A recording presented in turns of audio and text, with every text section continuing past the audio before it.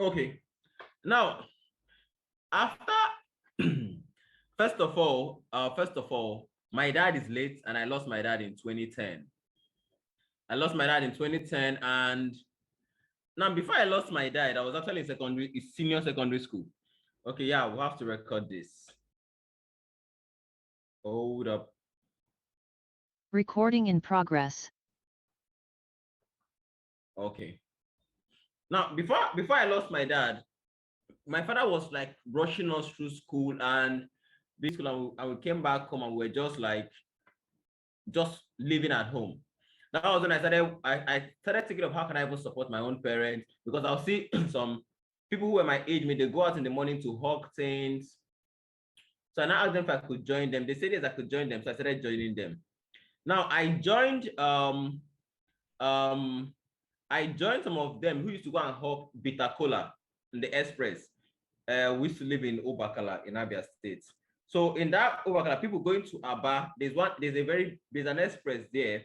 People going to Aba, people coming from Aba, that's the major express. So that police checkpoint, they will stay there and be hawking bitter cola. Me, what I used to hawk was pure water and granules.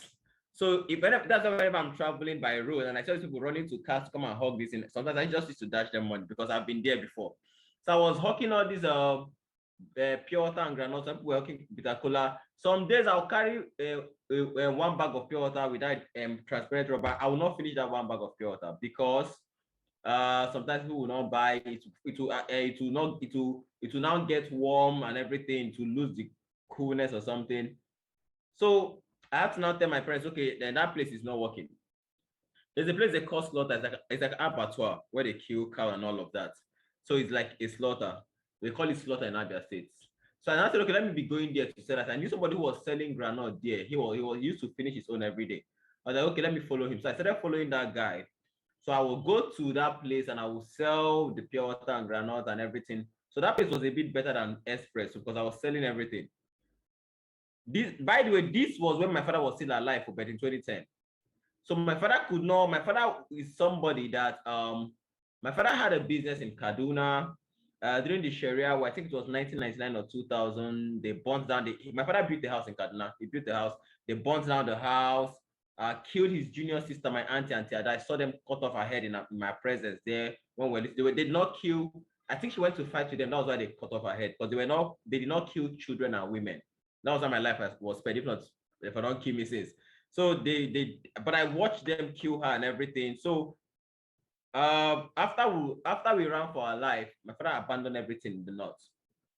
He was an architect and everything. So he abandoned everything there in Kaduna and we came back to the east. So it was difficult for me. He had a company, he had staff, they had burned down everything. Him and the partner he had a company with took over everything. It was difficult for him to just continue life. He couldn't go and work for somebody. I have never seen my father wake up in the morning and carry bag around and he's going to work for somebody. My mom kept saying it, just go and get the job. My father would say he was still looking for how to just kick off. So he couldn't start from the scratch. He was about to just make one quick money and boom, everything will start up. But he did not want to work for anybody. I've never seen any of my parents stand up to go and work for anybody any morning. We're always at home in the morning. So my father did not like the idea, so he went to go and take it. He went to Zan and said, okay, let he get my father was good with math. He was one that taught me mathematics. He said, let you get a lesson where you'll be teaching people how to do math, where we're teaching students how to do math. And there was a school close to our house. He went to meet the principal. They said, okay, but he's not going to work in the schools after school lesson and everything. So he started working there. He couldn't even do that for 1 month. He was just looking for any opportunity. He went into politics. He won councillorship, I think. I don't know what happened again. Policy messed him up. He left politics. He came back. He was just trying to make everything that would just make him make a lot of money at once. He did not want to start from the scratch again. So he then towards that 2010, we started hearing one thing about a pendulum, this pendulum inside the clock. It was raining, that was golden color. The pendulum inside the clock, it was raining everywhere, it's golden color and everything, that you can sell it for millions and everything. I don't know if you're here, if you remember when that was raining. That pendulum that goes left and right in those olden days big clock. Now you know what I'm talking about. There was a time it was raining that it was the new good that once you get it, you will blow. Something like that. It was just raining everywhere. My father, I remember he used to have two in the village. He traveled to the village, he gathered the thing. I don't know if he went to go and meet all of our village members. and packed all the whole pen because he came back home after about 2 weeks to our house with like a rice bag full of all that whole thing. And I said he was going to Port Harcourt. So he packed everything. That was beginning of February of 2010. He packed everything and boom, he left. He traveled out that February, April, May, June, July. We were only talking to him on phone once in a while when he would call my mom. He was always that money is coming. Now, in fact, that once he come back, he's coming back with Ghana must go of money that God has. That in fact, we've entered money. In fact, I should start making plans of things we wanted to buy. Now, when he traveled, I was the one supporting my mom because my mom is a hairdresser. She could not even maintain the shop she had, take care of us. So she had to now be making hair from home. So I'll go out in the morning and hawk. Some days, if you don't have money to buy maybe pure water to hawk or something, me and Vincent will go to our backyard, things like water leaf. We'll go and pick water leaf there, remove all the flower parts, tie it, and go and hawk it. Like it was. I don't think there's anything that I can hawk on the road I've not hawked. Pawpaw, granite, water leaf, coconuts, ugu. Like I'm trying to think of the I'm trying to think of the particulars I see people hawking that I've never hawked before. I don't think there is. So my father came back July 2014. July, I was hearing that he was telling my mother that he wasn't feeling so fine. His leg has swollen up and everything. So my mother was like, okay, so what are you planning to do? Come back. That was June rather. He finally came back in July. Now, the day he came back, July 22nd. He came back July 22nd. Then he came back in the night, midnight. Went to the park and carried him. He said, come and carry him in the park. And we're like, carry him. That means he couldn't walk to the park. Went to the park, his leg was smelling, it has swollen up and everything, as in elephantiasis. Like his leg was like this big, 2 of them. We're not like, what happened? Had to carry him to the house. He was just in that there. He said there was one house, someone that was treating that if you see, they've used razor and cut the whole thing. So it was just looking messed up. So we took him to the house that 23rd night and 22nd night. So the 23rd, the morning, we're like, what's the plan? He said that he just wants to come and just walk on his legs more, that he will go back. He was not saying that we should go and look out who Buru got Ecolag back from. That he's going to go back and bring money and come back. That in fact, that what they went to do. We're like, okay. So that 23rd, all of us is making an arrangement of our friends that have Ecolag bag that we can borrow. So 23rd night, me and my elder sisters, because I'm the first son, I have 2 elder sisters. I have 2 elder siblings, but they're ladies. So we went for choir practice. I used to play drums in church, all this small church. When they went to ordain my father, he did not plan to be a pastor there. I don't know if they ordained him because his family was so many. There were 7 of us. With my father, with my dad, 8 of us. So if 8 of us enter, it's not this small church. If 8 of us enter the church is already full. There's no chair again. So I don't know what if I was they ordained my father, but he was never into the whole church thing. My own father's policy was that you as his child must go to church. He doesn't care the church you go to. So that's why my family, all of us go to pretty much different churches. You must go to church, but he wasn't really into the whole church thing that he would go, no. So we went that day, we went to choir practice that day. So on our way back, my junior ran out of the area where we used to live. We saw her running towards our direction. What happened? She said, Daddy just slumped. What do you mean Daddy just slumped? So me and we said, okay, Comfort, follow her to go. She said she was going to call the pastor. Comfort, follow her and call pastor. Me and Evelyn, we ran back to the house. So when we got back to the house, I'm sorry, I know I'm going into all these small details so that you see when I do something, sometimes you wonder where this thing is coming from. I'm trying to pass through all these small unnecessary details. That has nothing to do with you or nothing to do with our business. Just stay with me. So we went back home that day and all the neighbors were already gathered. My mom was crying. They already sat him up. He was breathing. He was talking. He kept saying that there's nothing wrong with him. Everybody should just say there's nothing wrong with him. We're like, he just slumped. We're just talking and he just slumped and you're saying there's nothing wrong with you. So everybody was then suggesting the kind of medicine we'll buy just to give him for that night. And nobody was really particular about taking him to the hospital because I don't know, because there was no money. Nobody was even talking about that, but we're just suggesting the kind of medicine to get. So they now told me the medicine to buy. I went out that night to get the medicine and to buy candle. I was running out. I did not even go out with I could remember I couldn't look for slippers. I just ran out barefooted. I went at this. It was getting late. So all the shops were closed. I went to the very far place. I was running to and fro to get a candle and that drug that came in there. After I bought the whole thing, I came back. He said he should drink it. They forced it into his mouth. He drank the whole thing. Pastor was there. They prayed. After the pastor prayed, and I said, okay, then in the morning, we'll make plans on how to get into the hospital. After the pastor left, after a couple of while, I was just sitting with him, just talking with him. I was holding his hand, just telling him that, don't worry, that was on a Thursday. I was telling him that the next day, which is Friday, he's going to follow us to night vigil, that in fact, it's going to be fine and everything. I was talking to him, he was responding, he was like, no problem, no problem. He kept answering. At some point, he just stopped answering. After he stopped answering, I was still talking, he stopped answering. So everybody was there. I was talking to him. So one man who was there, he just called me and said, Samuel, come. I followed him outside. I don't know where he went to go and tell my mom. My mom just started shouting. I think he told my mom that he had gone or something. I was talking with him. I never know he was dead. So he took me outside. They locked the door. I could not believe it because it was funny to me. I'm like, what do you mean he's dead? I just went and slept off that night. I was like, I beg, but she just leave me alone. I went and slept off that night. I woke up in the morning and realized everybody in our house, people were crying. They locked the parlor because he was still there. They say he had passed on. Wow. So after that, before my father died, I was the kind of person that I don't know if I should use the word wayward. I would just do anything anyhow. I don't care because my father is somebody that I've never seen somebody as, honestly, I've never seen a human being as intelligent as my father in the whole of this world. Somebody as calculated and intelligent as he is, I've never. Somebody who could speak, I mean, I've never. So I was doing anything and I was dependent on anything bad as a bad, I want to call my father. So after he died, there was nobody else to call. And we're owing the landlord a lot. The landlord came to the house after about 2 days after he died. They said they were going to take him to the mortuary. And before my father died, he kept telling that my uncle, that my family friend, we call him Uncle Imo, that was there. He kept telling him that none of his child to go and live with his brother. He kept saying it. Nobody knew why he was saying it. He kept saying to my dad that none of us should go and live with any of his brother. That none of I mean, when he was still there struggling, he kept saying it with his mouth. But after he died that morning, his brother came in from different states. His brothers came in. They looked at the whole thing. They said, okay, we have to take him to the mortuary close to my village. So they packed him that night. We left that night because he stayed almost the whole day. They packed him from that place to the mortuary close to my village. That was when my life opened, that my real life has started. After we took him to the mortuary, my uncle said we should follow him.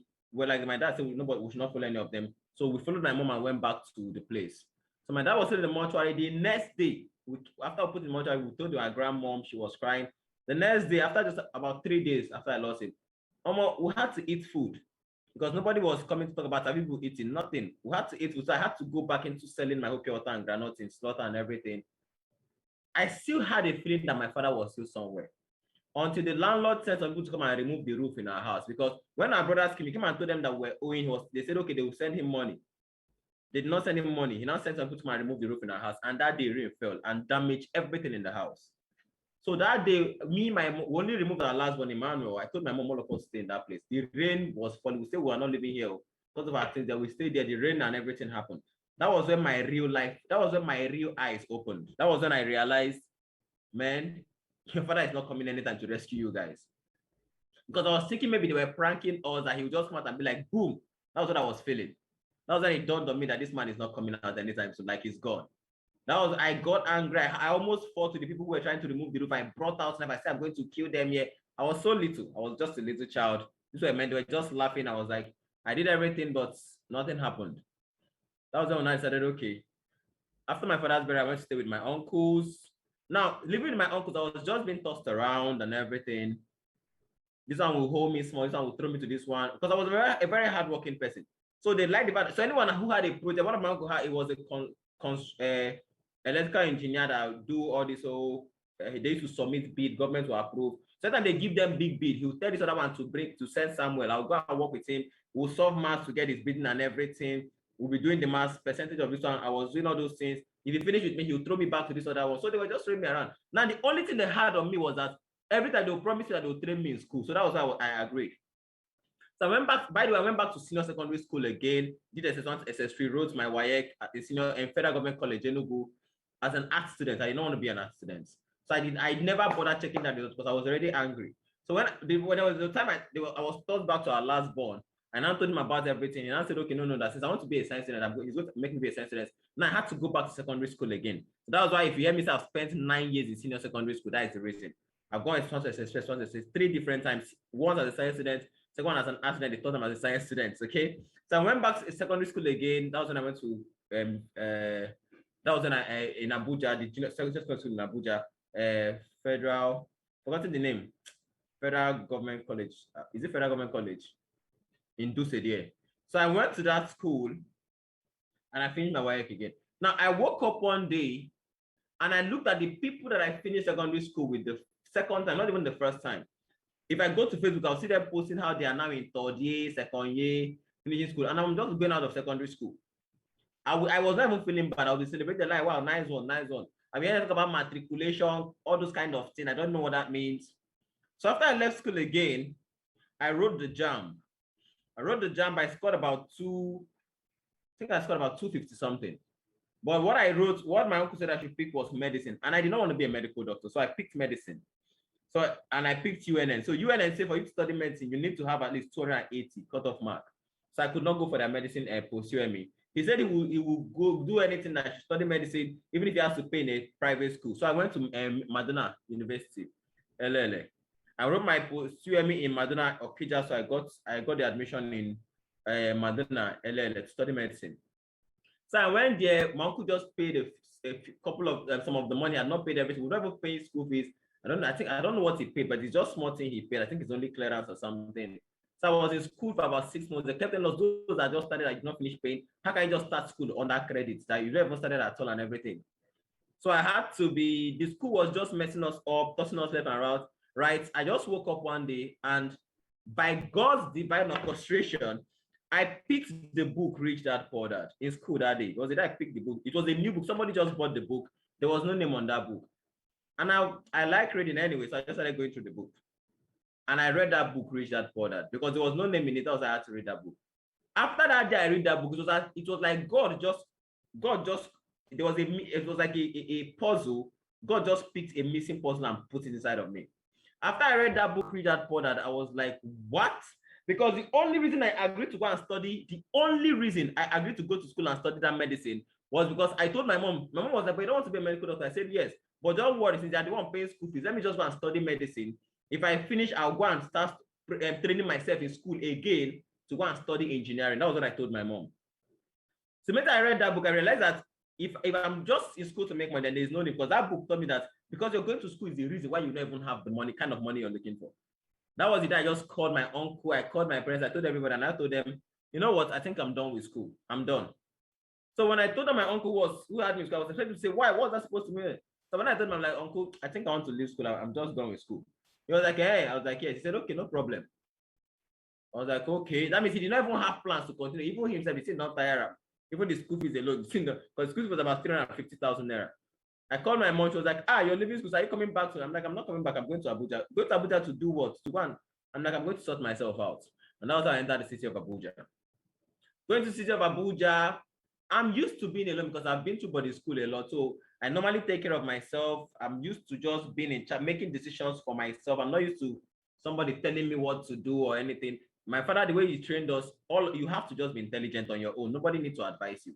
So being that way, I live with this security guy in the city of Abuja. After I had to just leave my uncles and everything, I told them I'm done. I went to stay with this security guy. I got a job where they happiness with where they upload materials and everything.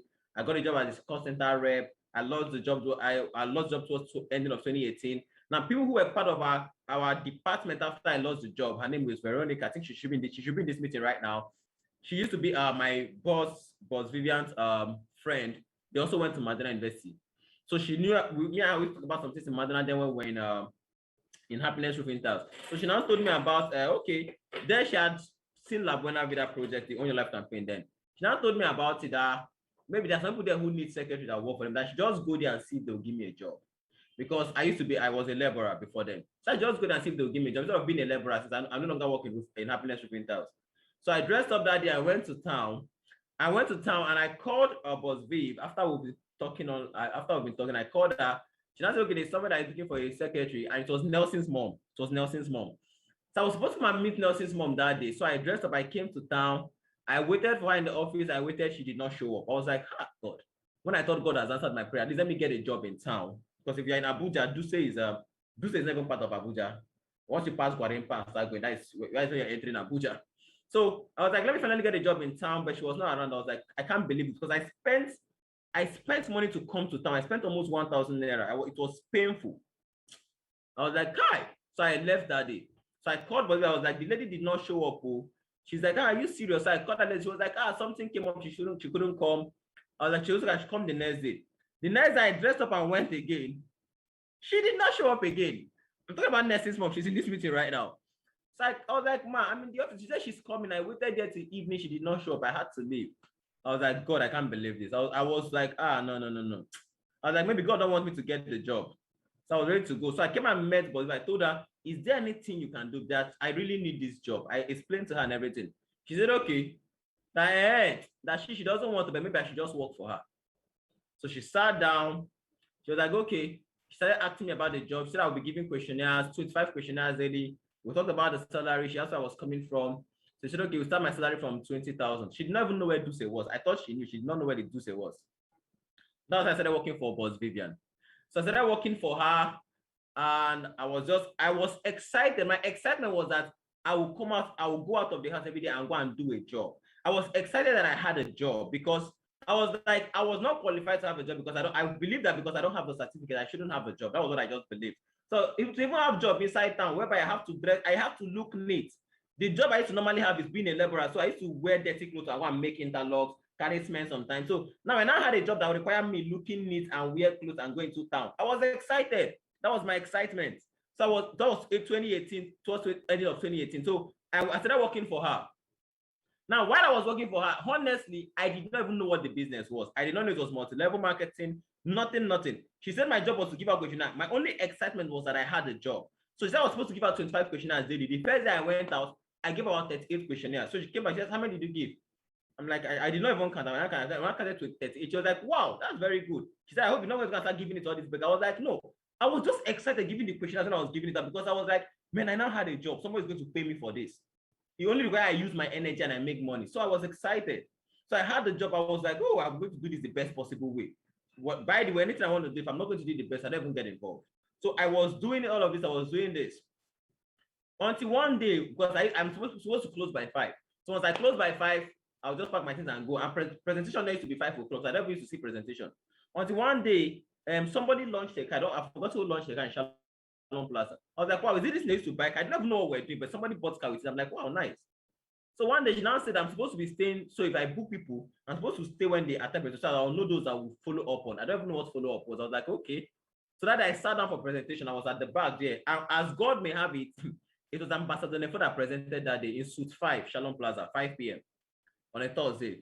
Because honestly, I did not like multi-level marketing because the first exposure I got to multi-level marketing was GNLD. And the man who was shouting about making the millions was wearing one dirty clothes.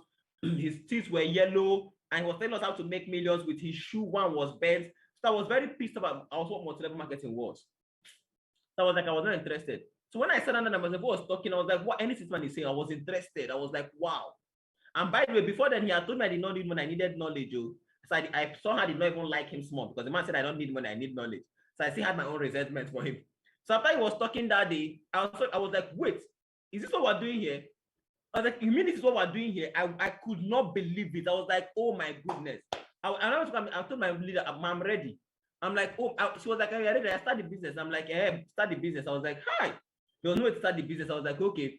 But I now told her one thing. I said, ma, the fact I've seen this and I like it, forget about me. You've hit a jackpot. Like, I know I'm not starting the business, but when you look at this, me, just know that I don't need any motivation. You don't need to motivate me. You don't even need to train me. Forget about it. I'll go and look for how to train myself. You don't even need to do anything. The fact I have decided I want to do this thing, just go and look for where it will match you the most. Just go and place me there.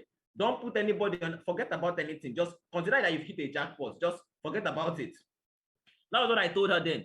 So I said I wanted to run the business, but then I just started the business. So I said, okay, I was observing everybody coming to the business. People were mostly coming with complaints. I'm like, the people I do did not sign up. So I was like, do you guys understand what this thing is talking about? I was like, do the people really understand this business? I wasn't in the business, but I was pissed about what they were doing.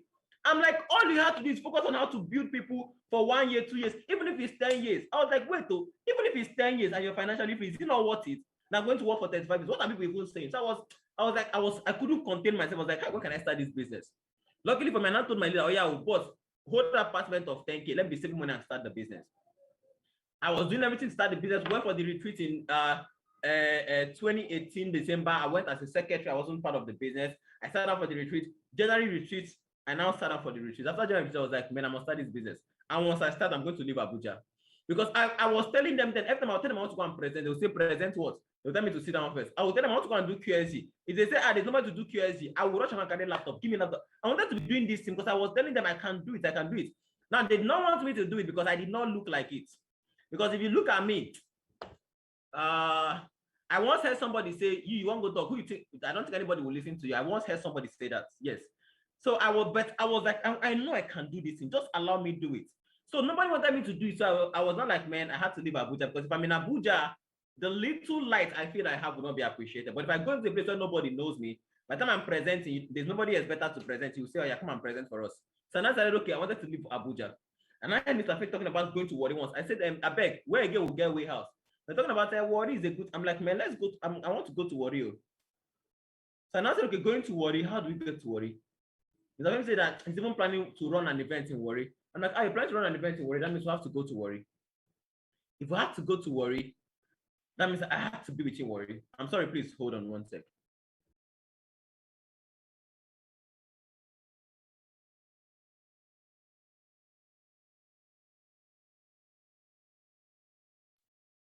Sorry about that.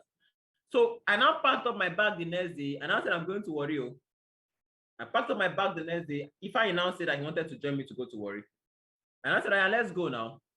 I packed up my bag the next day. He came and met me close to where I used to work before. And we entered we went to the park, and boom, we're on our way to Warri. We entered and we got to Warri. On our way to Warri, I was sending message to everybody. You get anywhere where I stay for Warri. Get anywhere where I stay for Warri. Nobody was replying. When we got to Warri, and I told him, we've arrived Warri. As he did now, we don't have anywhere to stay. He was like, what? I'm like, I don't make any plans. It's like, they don't have anywhere to stay. I was calling my mom if she knew any of our village person who stays in Warri, anybody at all, where we could just sleep that night. So I called some people, Mr. Femi. They said, okay, they were having one training in one Okuemi hotel. I was like, oh yeah. We entered Kike, boom, straight to Okuemi hotel. We got there. They were now introducing us as some of the partners who just came from Abuja that were coming to do something great in Warri. As for people that came from Abuja, in my mind, I was like, oh, Diego. I was waiting for them to finish first. Let me tell them that I don't have anywhere to stay. They were introducing us as people that came from Abuja. As per say, more than see, even our Abuja partners are here. After they finished the hotel, I now told them, please, as it stands now, I don't have anywhere to stay in this Warri. They're like, what do you mean you don't have anywhere to stay? They were like, okay, this is a hotel. You can book any hotel. The first we had the money. I'm like, I'm going to be honest, so I don't have even money to pay for any hotel right now. I just need a place to sleep for this night. Everybody was looking at me like, I don't understand. There was a man, Mr. Martins. I'm never going to forget Mr. Martins. Mr. Martins was like, people just came over. We don't have anywhere to stay. He's like, wow. I like this kind of tenacity. The man went to go and pay for Charles Davis Lodge. He went to go and pay for 2 nights. He went to go and pay for hotel for us for 2 nights. And that 2 nights he paid for us, we now went out the next day to give question, and me and Ifan. Before then, Water was already with Mr. Femi. We met Mr. Water. We now said, I beg. He said, was a couple. We said, if you come straight for your house, just until we'll just get a place, just for 2 weeks. The guy now said, okay, we can come and stay in his house. With Mr. Fem, we went there. That was the house I stayed until I got that building that we were renovating, now completed building I now relocated to, that was just how my accommodation was set out in Warri. Now, staying in Warri, the first event was coming. We did everything, planned everything. We launched and we had the events, and we did everything. Nothing was happening. Now, before we got everything on ground, I was going out every day to give questionnaire. I did not have a laptop. I did not have there was no laptop. The only thing I had was booklets and questionnaires. That's the only thing I came to Warri with. So I would go out to give out my questionnaire with my booklet in my bag. So as I'm giving out the questionnaire and somebody mistakenly tell me, but what is this all about? I will immediately sit down and break down the questionnaire for you. I'll use booklet and run presentation for you and do everything. If you mistakenly ask as if you are interested, you have I will do everything to get you started, but I did not get any sign up from it. So I started doing that. Then one day, we now had that one big event. It was from Mr. Femi. I told them, I beg, I will just join you guys. He said, okay, but we have to make the commitment. I did not have enough money to make that commitment that day. So Mr. Femi and Emma particularly, they helped me a lot. So I said, okay, I did not have money to make that commitment. I made some part of the money, but I did not pay all. So they had that event that day. Now in that event, I went all of my way. I borrowed money both from Mr. Femi to make calls. I borrowed from MTN. I only remember about 200 and something that I borrowed money to use and do a reminder call the next day. So I did all of that. I booked everything. I did everything. I was able to book about 100 and something persons. So I did that booking that day. I had exhausted everything in me as a human being, my energy, my finance, I was finished. Me and if I had to walk from airport that day to PTI Road. So that was where we stayed. So we follow Soko Estate. Some days we were following, if we're going home, we drive through Emma's place and collect food. So Emma was like our food plug. Yeah, Emma was like our food plug. She saved us a lot with the food part. So we'll go home that day. If we're coming out in the morning, we'll trek from there. We'll also follow there. She will give us some food. That was how we're surviving. So that day, I did everything out of my way. I booked everything. I was like, if I don't get signed up from this one, I'm finished. Nothing else can happen. Like, sign up has to come out of this. We did that event that day. Mr. Femi ran the event. I was excited. Out of that event, we got about 12 or 11 payments or so. Out of that 11 payments, 6 were mine. Out of that payment that day, I couldn't believe it. I'm prior to then, I don't normally get instant payment presentation. I normally get my payment from follow up and follow up. I don't used to get instant payment. I don't used to bother. Once finished, I don't used to bother. I was just going to check who were attendance list and I'll follow up. I don't used to even expect them to pay instantly. I don't even used to care. My next is follow up and follow through. As God may have it, that day I got 6 instant payments from that question activity I was doing. Since that day up till today, I have never had any reason to give a questionnaire again. Since that day up to today. So when I even got to give a questionnaire, it's just to teach people how to do it. I've never had any reason because from that little activity that day up to today, there are over 10,000 persons that said duplicate into my team. So that's what I want to share with you. From that little activity that day, from that whole struggle, going through all those things. Now, remember the house, after me and Ifeanyi rented that uncompleted building that they were renovating, there was no bed to put in the house. The rent they said was 100,000. We only paid them about 30-something thousand because that was the whole money we had. If I borrowed 10,000 from his brother, I had 20-something K. I had 20K and I borrowed money 5K from my mom. I carried 35K and I gave them. That was how we paid them that day. So we told them let's just enter the house. We now went to collect a ladder. It was not even. There's this black ladder the security guy used to keep outside that he used to put on the ground and spray things like corn or something. We begged him, we collected and we kept on the floor. That's what we're sleeping on for good 2 months. We're sleeping on that thing until we buy one small phone, until we bought one small phone rather. So we're sleeping on that thing every single day. I was trying to make all of this thing happen. It was difficult. I started with nothing. So I said we don't even need anything to start. You don't need a laptop. You don't even need a good working phone. You don't even need a father, because I know start with a father. You don't even need a business card. Because up to this day, I don't even have a business card. Even if you are interested, I give my phone number. If you call me on phone. Not I don't even have a business card up to today. So don't even telling me I don't have a laptop. I don't have it. You make the best out of everything you have at a particular time. At a particular time, the first big event I ever had, big announcement for somebody, that it was in Noye's team, because Noye was part of the 6 people who joined me that first day. And it was from that activity that first day that Noye is my power leg today. It was from that activity of that 6 payments that day, since that day up to today. Now Noye joined my business, and he was the only one who was willing to do anything. She was a banker. I don't know that you have to leave that banking industry. You have to quit, because what I want to do, I have a vision for us to do this, do that. And she believed in me. And when I was saying this, and I had nothing. See, I used to come and do training for some of my teammates. After training, they went to go and buy. 2 of them called me. Noya and one woman called me by the and said, Mr. Samuel, please, that shirt you're wearing, don't ever wear that shirt again. And I did not have singlets. I could not spare out money to buy singlets. How would I go and spare 500 and buy singlets? I could not believe that I could. I'll use that money and buy airtime instead. Man, I'm blessed enough to go and buy a packet of singlets 3-in-1 and came and gave me. A partner that joined my business and I'm trying to help become a millionaire had to go and buy a packet of singlets and she gave it to me. I went to Noye's sister's twin to run a big announcement, the first big event. That night I had to pray. I called my leader. I was like, boss, do you have any shoe you are not using? Do you have any shoe or anything? He was like, he now went to go and take one fine shoe and packet 2 fine shoes and they will build it to me. I was like, because I did not have, I only one black shoe that the under was chopping. I could not spare money for shoe. I called my boss, Vivian, can boss spare any shoe? Any shoe? He sent me 2 shoes. He didn't give me that. I wore the shoe. It had this green design. It was a leather shoe. You know that the shoe is very expensive. Very nice that shoe. I packaged the shoe very well. I went and I ran this big announcement the first day. When I ran that big announcement, I went with transport to go, and I made no understand I don't have transport to that. If people have to sign up from this one, no. And I come in, I'm like, ma, here's what I want to go and do. I told them I'm very scared in this. She's like, don't worry, just there's nothing that is a walk in the park. Just go there. She just gave me a bit of a motivation. I went there that day. I ran this big event. The lady suffered and put 20-something people beside her parlor. I stood there. I presented. I did everything. Nobody signed up. There was no transport for me to leave her house. I finished the presentation around 4 o'clock. I sat down there. I was just there doing something like that. They were like, Mr. Sam, thanks for the presentation. No problem.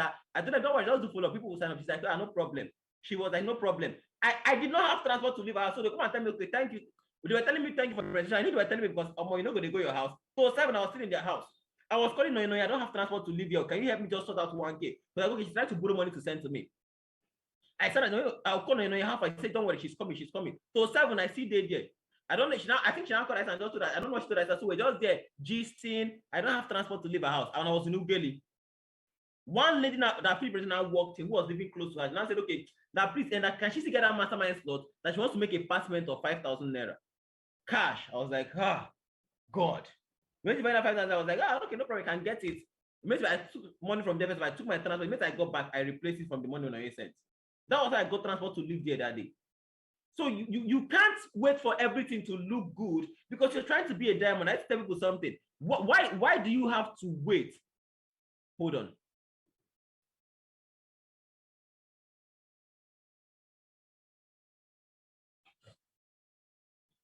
Why do you have to wait? What you told yourself is that you're trying to become a diamond. If you say you want to help people, you want to make these things better for people, you want to help touch people's life positively, you have to become a diamond. So what pained me the most, if you see all these things that I've been through, all these things, if you hear my life, if you hear my story, where I am today does not look like where I've been before. If you knew me as of 4 years ago, if you knew somewhere 4 years ago and see where I am today, there is no connection to these two parts. In fact, I told somebody yesterday, let me tell you what I used to look like. Just enter the street, go to where they are building. Just go and pick up one of these boys who are doing the labor work. Ask the person, I live with your father or mother? The person will say no. Do you have a bank account? No. Do you have anything, anyway, to save any money? No. How much do you have to your name now? If the person says 5,000 naira, the person is higher than me. Look for somebody who said that the whole money I have to my name right now is about 1,000 naira. Pick up that person and tell the person, you can become a millionaire in 2 years. That is my story. Just pick up that person and be like, do you know I can become a millionaire in 2 years? If the person says it's not possible, then let the person know that is just my story. From absolutely nothing. That's why I tell people, if you don't believe in that thing they call divine blessing, I am the only reason you need to believe that there's such thing called divine blessing. Because some persons here right now listen to me, you've done more work than I did when I started, but you don't have the kind of results. Because see, that day I went for that big event that I did that big announcement and nobody signed up. I went to him, I was telling God, go work. I was like, God, have I not tried? Because I normally don't pray and come and I normally just do praise and I speak in tongues. That's how I pray. But that I was telling God, what did I do? I'm not messing up now. I'm not trying to rob. I'm not going into Yahoo, which is what most of my age mates are going into. I'm not trying to be disrespectful to people. I'm trying to do this the best. I'm trying to even learn the skills. I'm also trying to work hard. I don't even take alcohol. I don't smoke. What can I just do? I'm following the system. What did I do? Like I was pained that day. I was like, what did I go? What is it? But God knew that now some of you are not ready for the blessing. Because when the blessings start coming, you will not be able to contain it. When the blessings start coming, you would not be able to contain it. That day I cried. I was like, have I not tried? And the way devil works, he will make you look as if those who are not doing things that even look legal in the eyes of the society are now succeeding more than you. Because I'll see some boys who are talking about GB the way now. They were telling me we need picker, we need this one and so on. I'll be seeing them post all this thing. I'll see them living large, going and having fun, drinking, doing all this thing, living as if they're living the best life. I'm like, me that is not trying to do this part.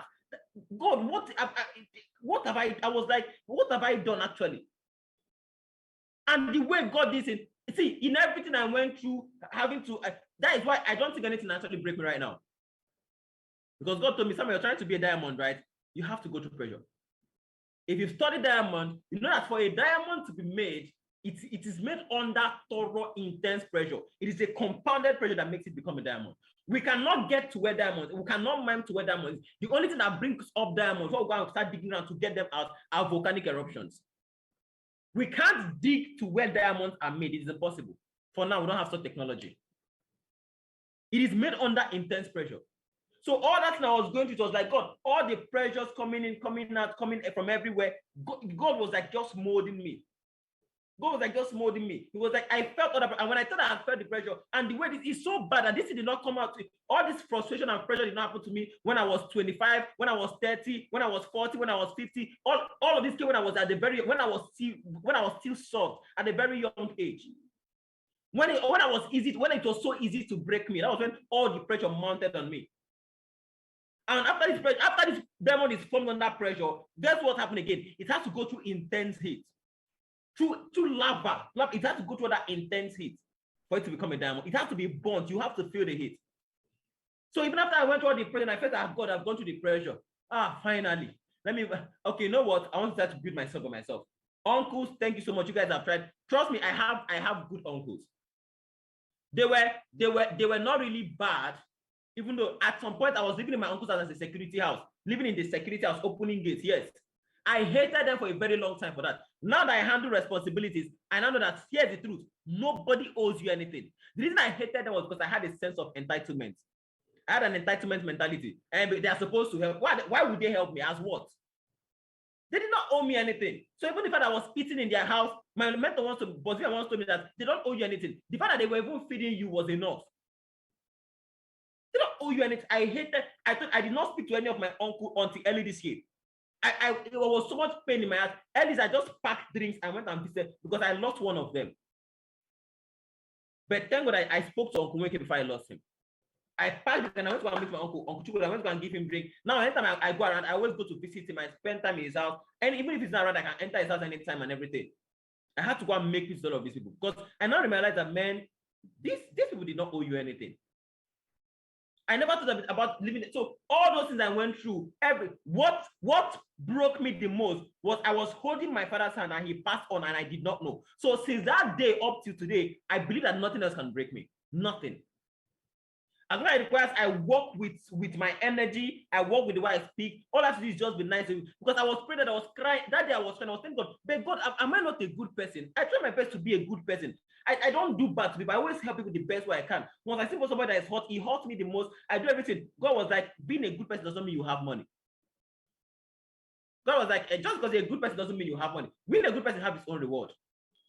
And having money is not part of it. I always make this statement. It is impossible. Let me say this again. It is impossible for bad things to happen to me. Bad things don't happen to me. This is not faith. I am not speaking based on faith. I am telling you that it is impossible for bad things to happen to me. Bad things don't know how to happen to me. So I'm not praying. It's not a prayer. Ask anybody who's close to me. Like me, anything that it is impossible. Bad things don't happen to me. Ask anybody who's close to me, they will tell you. Let me share just one thing. We went to Lagos. When we went to launch our team in Ota. I went for the Ota event. I went to Lagos airport. So I booked, when I wanted to book my return flight, I booked my flight that day. 3 days before I leave Lagos. So after the event that day, that night after the QSD, I was supposed to leave the next day. Only for me to get to my hotel room and I got an SMS stating that my flight has been cancelled. I was like, what? I was so angry. I was like, these Aero people are stupid because that was the third time they were canceling my flight this year. I was angry like Aero contractors. How are these people? I went to contact them, just imagine these people. I was so angry. Only for me to look close at that message. Guess what? The flight that was cancelled was my flight from Abuja to Lagos. That means when I was booking my flight, I was supposed to book from Lagos back to Abuja. I mistakenly booked it from Abuja to Lagos. And I was in Lagos. I was in Lagos and I booked a flight from Abuja to Lagos. So that flight that was cancelled. So when I look at it, I have to wait. So that means I booked this flight from Abuja to Lagos. And I did not know. That means when I go to the airport the next, I'll be like, I'm going to Abuja. They'll be like, okay, where's your flight ticket? I'll show them. They'll be like, no, this one is from Abuja to Lagos, not from Lagos to Abuja. I was like, what? I just entered another, and remember, if they cancel the flight, they have to refund you all your money. I just went, and I was like, by the time it's short, so that means all the money would have increased. Only for me to open Arik to Lagos, the exact same time. Arik from Lagos to Abuja, the exact same time was the same amount. I went to call some of my leaders, my friends and Madam Naya. I told them, when I used to tell people that bad things happened to me, here's what I mean. My flight was just cancelled and I was feeling bad that my flight was cancelled. Only for me to realize that my mistake was that the flight that was cancelled was because I booked the flight from Abuja to Lagos instead of from Lagos to Abuja. And the next flight I got is the exact same amount with the same time. So God must have look at this boy, he doesn't even know what he's doing. Come on. So I was feeling bad for everybody that was supposed to be in that flight because I knew that the reason God made them to cancel that flight was because of me. I knew that was the reason. I was like, all the people are supposed to be in that flight. I'm sorry. But bad things don't, it is impossible for bad things to happen to me. So everything I go through right now, we're saying you want to be a diamond, you want to help somebody. This is how diamonds are formed. But when you find diamond like this, you find it raw material. You have to go and pass it through intense heat. After it passes through intense heat, you have to now go to the courts. Because when I felt I had gone through the pressure, and God was like, "Are you ready for the? Are you through with the pressure?" I was like, God, I'm through with it. God was like, "You know what? Turn up the heat." I went through all the heat, sleeping on computer building, trekking, being insulted, everything. I'll give you someone picture, and the person just come on, get out of my sight. You know, come carry this thing, come up for here. It has happened to me before.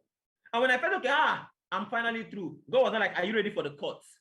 It's when you go through the intense pressure, the intense heat, and you go to the courts, that's when you become a diamond. But for those who know diamonds here, once you become a diamond, it is impossible for you to break. It is impossible for you to be broken again. When you get a diamond, see, the way they know diamond, just pick diamond, drop, you don't even start looking at it, pick it, drop it out, hit it, boom. If it doesn't break, it's a diamond. If you have something in your hand and you're not sure if it's a diamond, carry it and keep, use hammer, keep it on the floor, hit it. If it breaks, it's not a diamond. If it's a diamond, it is the ground, it is your ties, the cement, whatever you put, that is the thing that will break. The diamond will break. Because once it passes through that intense pressure, that intense heat, and it goes through the cuts, you cannot break it anymore. And that is what everybody's looking for. So God told me, if you want to help the world, you want to be the best, you want to leave a legacy, you want to do it the right way, you have to become a diamond. So you have to handle the pressure. You have to go to the pressure. You have to go to the heat. You have to have the cuts. Because that is the path you chose. Because that is the path you chose. So there's some part of my story that I've never even shared. Because a lot of things has happened in my life. I said I face trouble in the wrong table. I walk into anything. I mean, I don't care.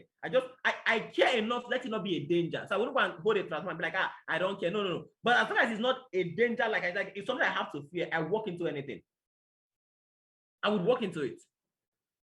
Because that was how I was trained. So why don't you outlast the pain to inspire somebody else? Because in all that thing I went through, it took me 11 months in this business to making over $1 million. 3rd of April, when I went back to Abuja in November 2019, I was making about 500K. And Pastor November said, "Look at this, he's already making about 500K. Give him in the next 2 years, he'll start making over $1 million."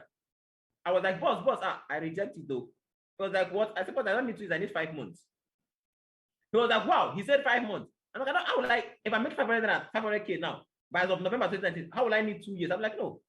I even told him, just give me before January. January, February, March, April, boom. March, rather.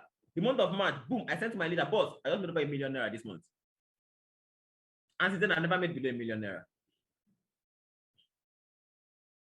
Since then, up to today, I never made below $1 million.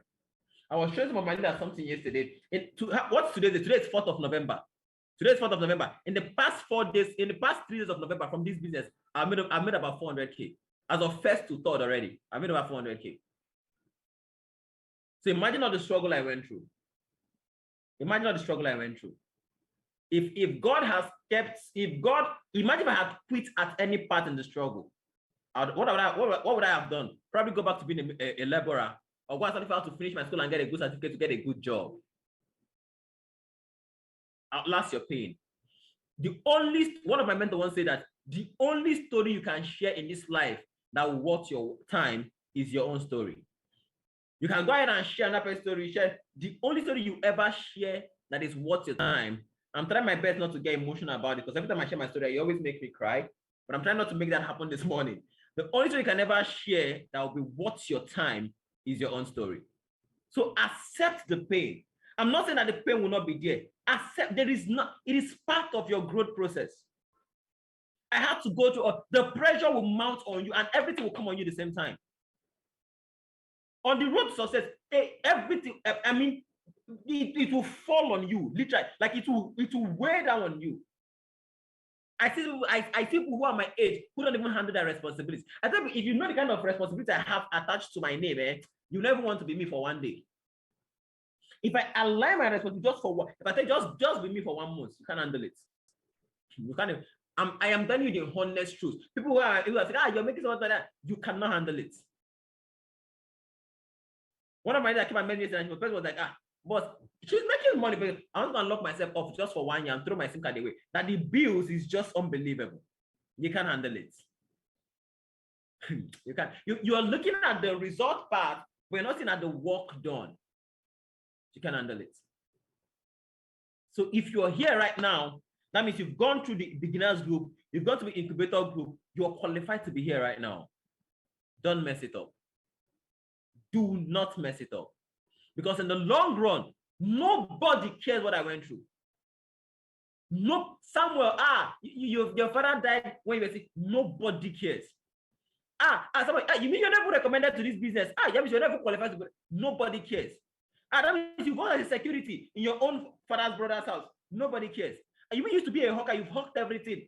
When I say I've hawked everything, every single thing, pure water, granite, pawpaw, cucumber, carrot, whatever you can possibly think of, like people sell on it. I did not sell it, I hawked it. That means I have to carry it around and go and sell around. Oh my goodness. Nobody cares. And you are living in a non-computer building, are you serious? Nobody cares. So if people acting towards a leader, somebody who was an emerging that someone who was not showing up in the business again, was telling one of the leaders, and can you imagine? People did not even see me, people were not calling me. I was like, thank God the person is not my meet. I was like, the person, you are very stupid.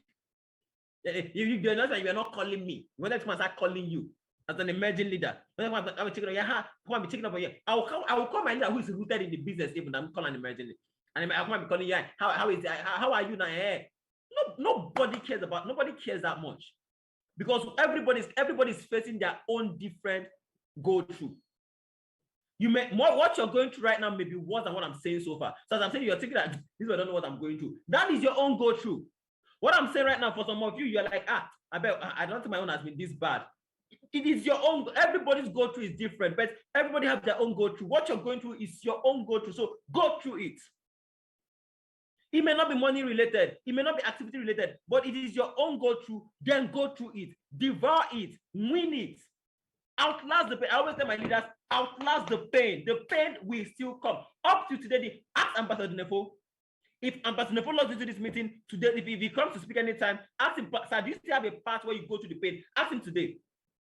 Ask Ambassador Mike, ask Jeff, ask Elliot Moss. Up to today, there is still a winter for them. Ask anybody you know that have money. The winter may not be money related. That is the challenge. That is the thing. It may not be money related. So just because you have the money doesn't mean you will not have your own go through. You will have your own go through. But outlast that pain. Don't let the pain break you. Don't let it weigh you down. Don't let it overwhelm you to the point whereby you say, I give in. Don't give in. Don't give in. Don't let the pain break you so much to the point where you say, I give up, I give in, Don't let that happen to you. Don't be the one. Hear the story of people who gave in. Don't just be the one.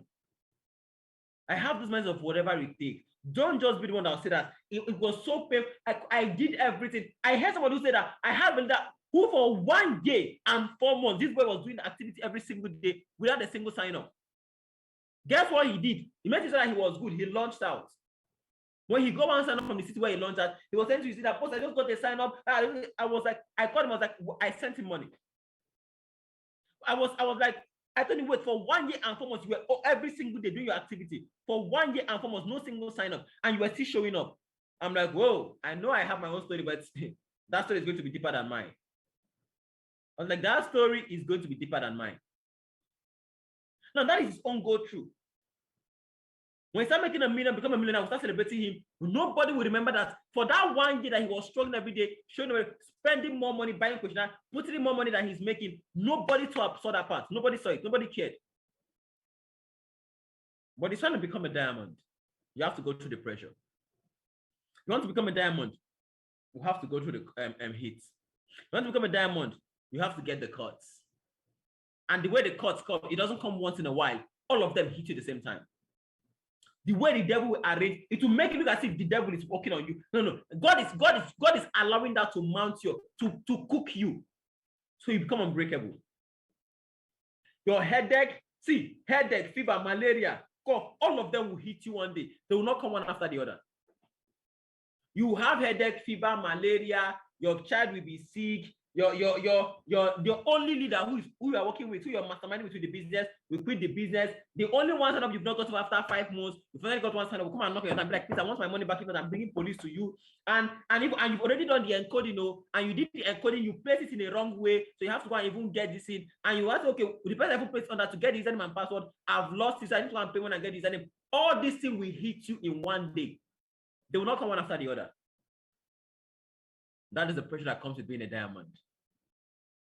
So ask yourself, first of all, tell yourself, do I want to be a diamond?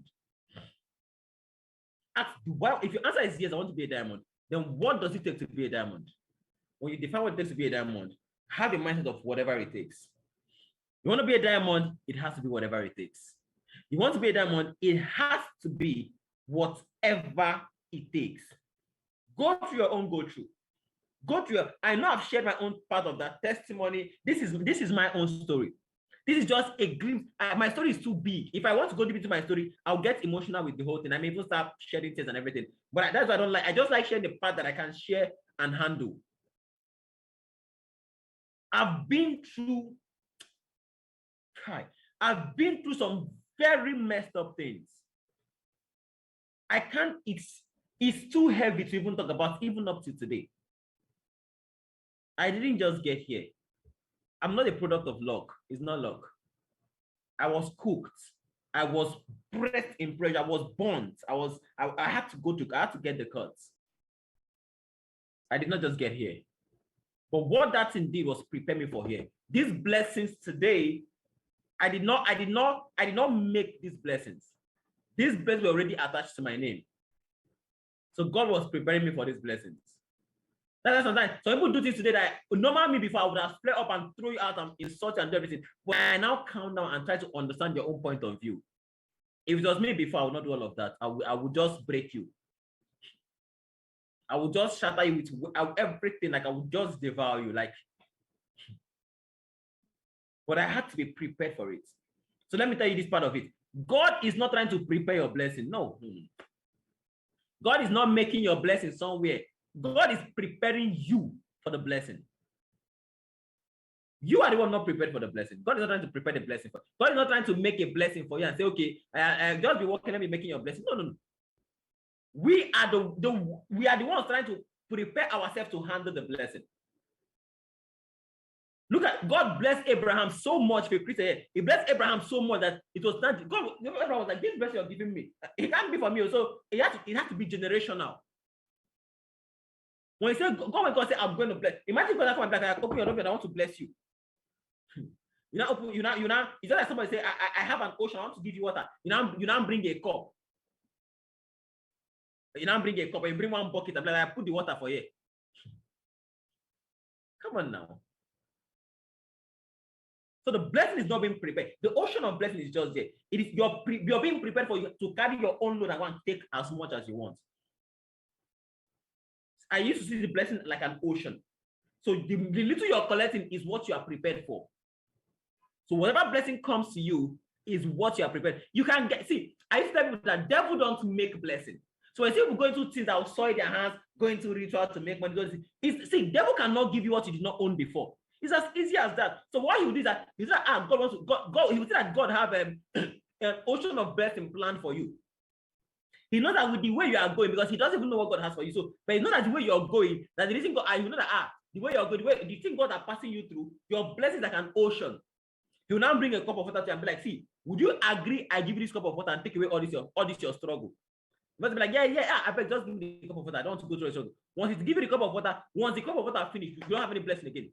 You will do everything you can do in the rest of your life. You don't have anything come to you again. Why? Because you've sold what you can get for just a cup of water. You sold an ocean for a cup of water because you could not handle the pressure of getting to the ocean. So God is not preparing your blessing. He's actually preparing us for the blessing that he was supposed to get. So can you outlast the pain until you get your blessing? Can you just outlast that pain? It is difficult. It is not easy at all. But that is why you're called a diamond. That is why you're being celebrated. That's why you enter that people clap for you that child. This was the one that did it. That's why you enter with you. I am nothing. Up to today, I sit on the floor and I eat. I used to tell you that if I eat my chips and if I'll pick it up and I'll eat it again. There is no, I don't know that part of. So when people talk about Mr. Somebody said, I don't know what they're talking about.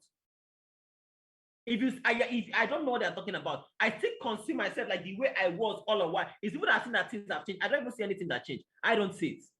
It's people that are telling me that things have changed. I am not even seeing it. And that's how God blessing comes. Just said that he pushes us in steps. So when you don't see the change happen. But when you look back to who you used to be before and look at where you are today, you know that, oh my goodness, how did I get here? Sometimes I sit in my office and I'm just wondering, how did I get here? How did this happen? Was this magic? What kind of magic happened? How did I get to this particular point? I just ask that question a lot. How did I get here? How did this change happen? How did this growth happen? I was not in control of this. I only did the part I had to do. I don't know how this happened. That is why I cannot ask me, how do you, there is no, I can only tell you what I did, but there's no blueprint that once you do this, you get this. I don't know. Maybe I was ready for the blessing. And you know it is God's blessing when it doesn't add sorrow. People say that money cannot buy happiness. My own kind of money can buy happiness. My own kind of money. When you say money cannot buy happiness, because of the way you made the money. When you make money the right way, trust me, it will buy. I don't know about you, but my own kind of money buys me happiness. My own kind of money buys me happiness. I always try my best just to see if I can always see. I'm going to put something there. I always try my best just to have, because before every time I remember what I suffered to start this business, I always try to have about 50K cash always with me. I just have it. Just have 50K cash. Because every time I look at the money, I'm like, man, I just have 50K in my pocket. I could not afford to start this business 88 days. But even if I walk into anyone, it's a 50K emergency, I don't need my ATM card. I don't need to open my mobile app. If I walk into anyone and for example, let me imagine it was a kind of business. I don't need my ATM card. It's not like, okay, just I don't need my ATM goes on bigger errands. I don't need my ATM card for all of that. It has become a habit. So my own kind of money buy happiness. Why? Because the blessing of God added no sorrow. The blessing of God added no sorrow. So if your own money is not buying you happiness, don't look at how you made the money. If you think that because you have money, you're going through pressure, the pressure goes to those who also don't have money. The reason God is giving you, to whom more is given, more is required. So the reason you're going through that pressure because more is being given to you. So more is required of you. That's why you're going through more pressure. So it's not as if the money brought a sadness. You know, my own kind of money brings me happiness. Because I spend my money, I spend my money the way I want to spend my money. I use my own, I use my own iPhone. I drive a Mercedes Benz. Trust me, trust me now. Whenever I'm driving that, I used to hold one hand. I just cruise around. You can't, people who get their blessing from doing illegal things and doing ritual cannot be showing off that the devil cannot bless you more than God can bless you. It's not possible now. It's not possible. I use my Mercedes to go for evangelism whenever I'm in Abuja to my church. And that's when I'm going to buy my Ferrari, it will be open roof. I will wind it down. We used to go for evangelism. It's not only devil that bless people and buy Ferrari for them. My own kind of blessing buys happiness. My own kind of money buys happiness. So if your own don't buy happiness, it is the how did you make the money? That's why you start looking at how did I make that money? So ladies and gentlemen, because about time I have to shut down here. But I've just shared a bit of my story. A bit of my story. That was how I got to know about Buena Vida. Yes, I was a laborer if I said Buena Vida project. You're correct about that. I was actually a laborer. That was the only way I was making money before I saw Buena Vida project. Yes, I worked as a secretary before I joined the business. Yes, I did all of that. But why I was focused on the things that have happened in my past and my future cannot, there is nothing to connect them at all. My shift if it was a straight line, the line was cut somewhere. My past and my future cannot connect. One bit. There is no connection between both. You cannot compare it. There is no connection. Because when you look at my past, you're like, no, this can't be the person. This cannot be the person. I was broken too much. This cannot be the person. I sit down right now and I sit down and I try to make this enter my head. I try to relax. I try to agree myself because sometimes I remember that I'm messed up a bit. I say this sometimes. I'm messed, and I agree sometimes that I'm messed up a bit. Sometimes it's painful. I just feel this pain of all these things that have happened in the past.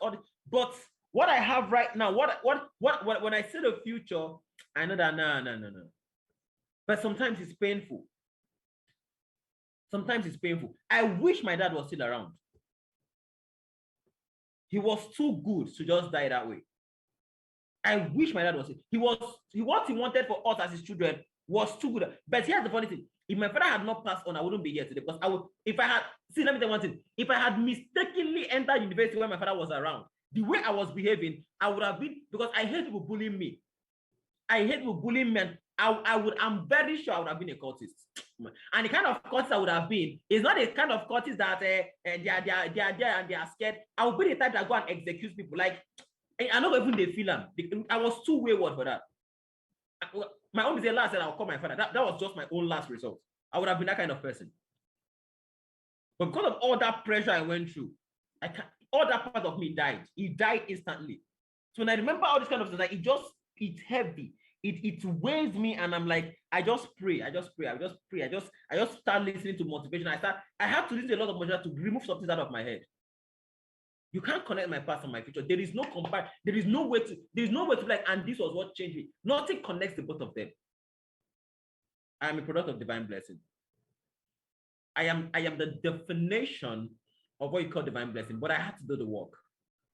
I had to live through my own pressure. I have to go through my own go through. Go through your own go through. Make the best out of the business you just started. Become the best presenter in your team. Become the best closer. Become the best questionnaire giver. Become the best. Become the one that anytime they say you are the one presenting, everybody will be like, hey, the ones that calling that, even that people that have died from the grave, come and attend the presentation. No? You know who's presenting. Come and sit down. Everybody wants Ambassador Nefo to be under him. Why not become the Ambassador Nefo? I always tell my partners this: if I tell you to count the 5 people you like to sponsor in this business, and you want them to be under you, and you count 1 to 5, and your name is not there, you are not the person you need to become yet. If you ask somewhere, imagine who people that you want to be under you. The first person I want under me is me. I am not Ambassador Nefo, not Ambassador Mike. People that are way above me in skill and everything. No, trust me, these are way above me in skill and everything. But I've looked at my passion. I'm like, oh man, I can't jeopardize the kind of passion I have for anybody else. Even though they are better than me, where I mentors. I'm telling you, my own mentors. If you attempt to count, the first I like, I want me under me first, and then I want Ambassador for some. I want 1 me first, then 4 then 15 Ambassador for under me. But it had to be me first, because I'm like, I'll tell myself I will not be the power leg. That is how I see myself. So if you're counting and your name is not there, you have not become the diamond you need to become yet.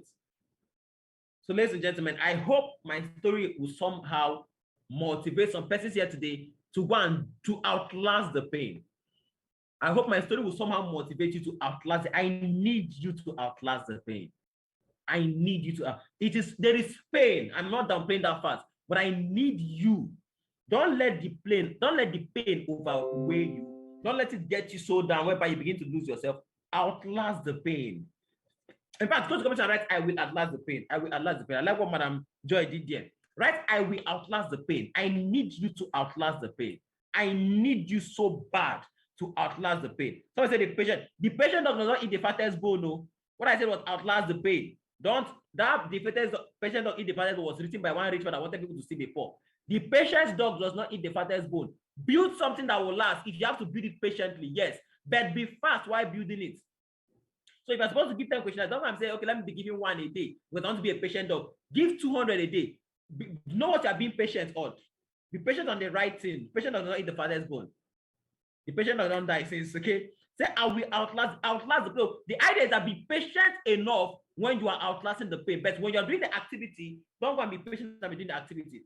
Yes, the patient don't eat the father's bone, but what you're patient on matters also. Okay? So because of our time, ladies and gentlemen, I have to shut down the meeting right now. But I just wanted, today was not a training. Today was more like I just wanted to motivate people a bit. I wanted to motivate a bit using my own story. Just get out of your comfort zone and make things a bit difficult for you. Ask yourself, can I succeed if it's difficult? I told some people, some of the interns I was having my training. I told them yesterday, most of them are youth, very young people who are still under their parents and everything. I told them, imagine your parents don't feed you for tell your parents that you don't want to eat their food for 1 week. You want to sort yourself out. Do that. Tell your parents that, mommy, daddy, I want to be training myself now. For the next 1 month, I don't want to eat any food that comes from this house. I will sort myself out. Produce your own food. Tell them not to sleep on their bed. Give them their bed. Tell them I may sleep under your roof, but let me buy my own bed. Take care of yourself for 1 month and see what will happen. So outlast the pain. So ladies and gentlemen, thank you so much for your time. Glory.